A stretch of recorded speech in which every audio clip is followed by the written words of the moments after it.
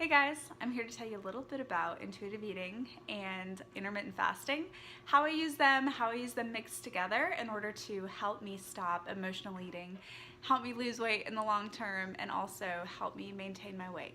So if you're interested in that, keep watching.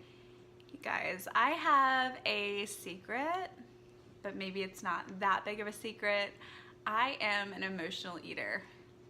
Very badly. I have been for years, and I had my biggest bout of emotional eating when I was going through depression a couple years ago, and I would go through cycles of binging and restriction. And so I needed a long-term solution to help me overcome this, and let me tell you, diets did not work for me. They didn't work for me at all. They actually progressed that a little bit, that restriction, and then wanting to eat all the foods that I told myself I couldn't eat. So my long-term solution to that was mixing a little bit of intuitive eating, actually primarily intuitive eating, with intermittent fasting. And that, by far, is the solution that always works for me. I always come back to it. Lately, I've been straying from it a little bit. I've been stressed. I had a lot of things going on in my life, specifically one thing in particular that was really just making me so nervous. And my eating habits started to come back. I started emotional eating really badly, and I was really unable to listen to my body and what it needed. So I'm going to tell you a little bit about how I've been overcoming that, and I figured while I'm kind of reintegrating myself into intuitive eating and also intermittent fasting, I figured I would share because I hope that it also helps you. So let's talk a little bit about what intuitive eating is and what intermittent fasting is. So intuitive eating is essentially really listening to your body and deciding which foods it needs, when it needs it, and really keeping in mind that you're not restricting yourself. Intuitive eating is not a diet. That is the point. It is not a diet, and therefore it doesn't really lead to that restriction and binging cycle that typically happens when I emotionally eat. Intermittent fasting is creating windows of eating for yourself that are anywhere from 8 or less hours, depending on how intense you want your fasting period to be. And the point of intermittent eating is that you are bolusing your food more in a shorter period of time. And so it's not a diet. You're not restricting yourself on what you can or cannot eat. Therefore, it does not create the restrictive and binging cycle that I so happen to always fall into. Step number 1 is being in touch with my body, because when I'm emotional eating, I completely detach my brain from my body. What that means is I eat from here only focused on my emotions. I'm only focused on sugar, what my next meal is going to be, that I completely neglect how my body's feeling. So a couple ways that I help get in touch with my body is, number 1, meditation. Meditation really helps me, specifically if I'm laying in a position or I'm feeling my own body while I'm breathing. Really helps me get that mind-body connection, and I like to meditate for anywhere from 5 to 15 minutes whenever I feel like I need it.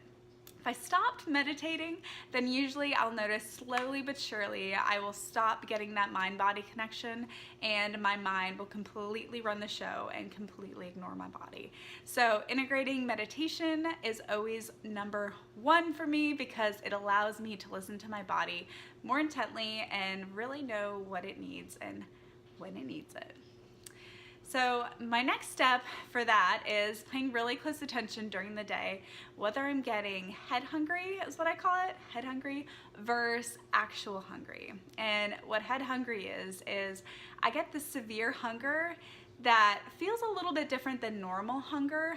It's actually more uncomfortable in my mind than normal hunger is. And head hungry actually stems in my brain. I feel the hunger like in my temples, and it's really, really, really intense. That versus actual physiological hunger, where my body is actually needing food, is the hunger I feel is way lower. I feel it in my gut, I feel it in my stomach.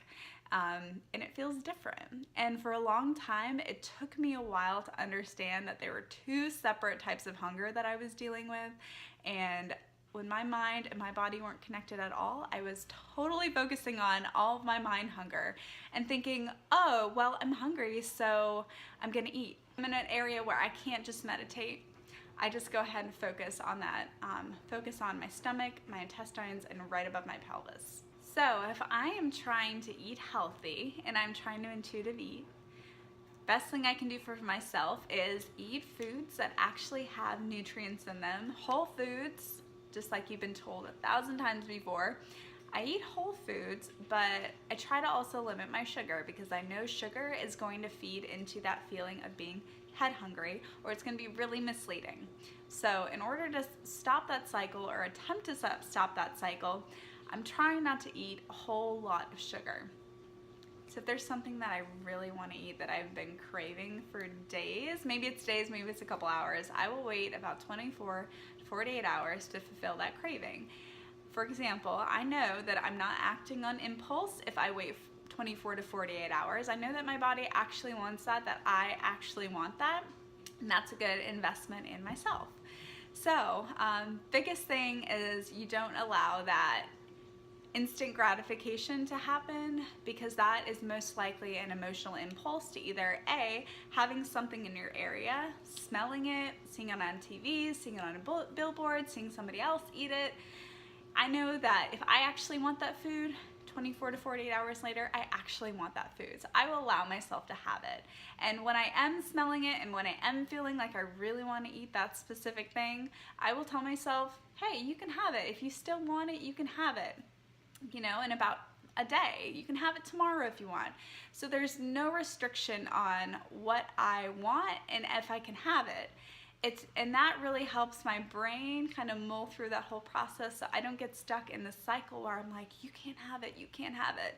And then eventually I will eat it, but I will eat way more than I would have in the first place if I tell myself that I cannot have it.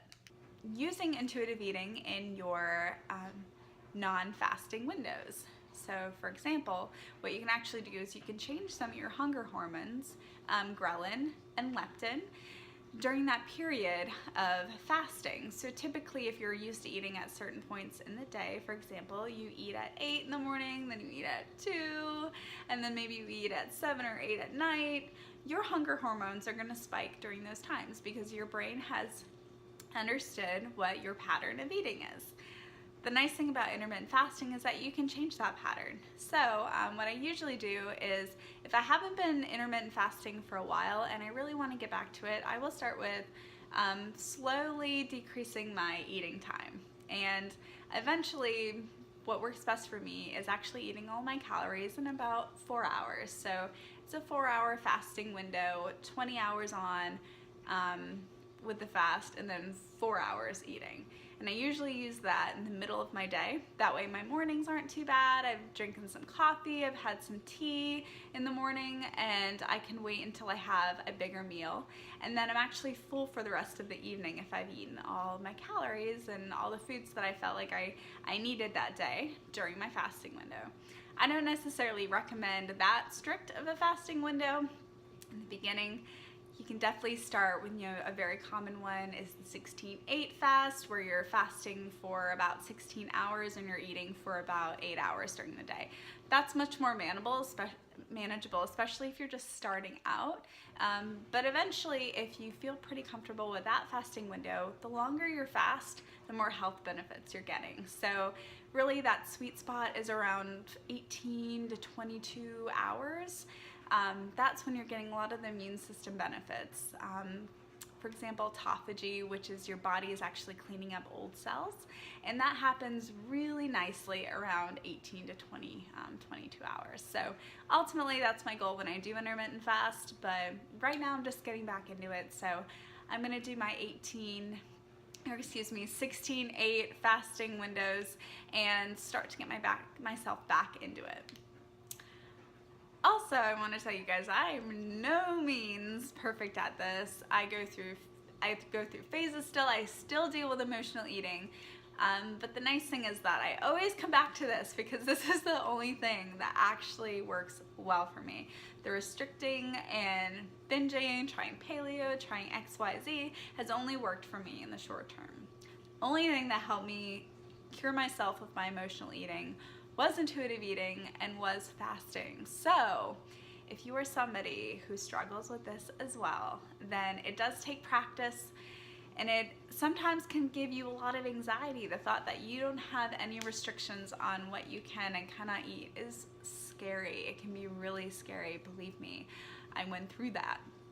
But I knew in the long term that this would be the only thing that was really gonna change me, increase my quality of life and my social life, because when you're going through that and you're emotional eating, you are concerned about nights that you have to go and eat out with friends. You're worried it's going to throw you off your diet. You're worried that maybe that will just set you off. So after you go eat with your friends, and maybe stop off the grocery store and get something else. So that's really what it has done for me, is it gives me a lot of freedom. And I don't like to talk about not being able to eat something specifically, or be around a lot of other people who tell me that they can't eat something specifically, because I know that in my mind, that is how my brain likes to think, that is a pattern that it likes. So I'm really careful, I'm really cautious about listening to a lot of diet podcasts, anything like that. I always go back to listen to your body and do fasting, because it really helps control your hunger and your hunger hormones, and lets you know when you're actually hungry versus when you are head hungry. All right, guys, let me know if you have any questions for me down below. Comment, subscribe. I'd love it if you subscribe. I'm just starting off my YouTube channel, and I have a lot of cool things to come. So I don't want you to miss any of it. So go ahead and click subscribe, and let me know if you have any video ideas, anything you want to know. And thanks so much for watching, and we'll see you next time.